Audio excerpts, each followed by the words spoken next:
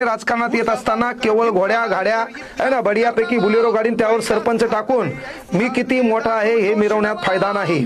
याच्या अगोदर पिढीजात राजकारण होतं, त्याने आपला कार्यक्रम ठोकला। येणाऱ्या काळात ठोकू द्यायचा नसेल तर तमाम मतदारांना देखील विनंती आहे, डॉक्टर बाबासाहेब आंबेडकरांचं स्टेटमेंट आहे, भाकरीपेक्षा इज्जत प्यारी।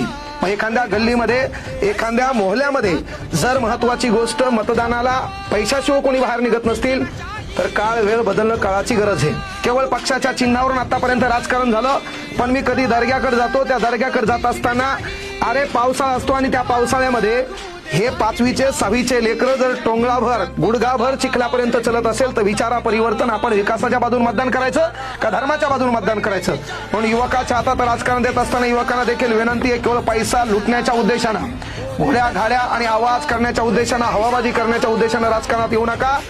मतदारांना देखील विनंती आहे, गेली 25-20 वर्षे ज्यांच्याकडे सत्ता होती, ज्यांना आपला कार्यक्रम ठोकलाय, जरासा नवीन तरुण राजकारणात आला पाहिजे। कारण विदेशामध्ये तरुण लोक सरकार चालवतात, म्हाताऱ्या लोकांना पेन्शन देतात, इथं म्हातारे लोक सरकार चालवतात, तरुणांना टेन्शन देतात। काढ आंदोलन, कर मोर्चा, जिंदगी बर्बाद।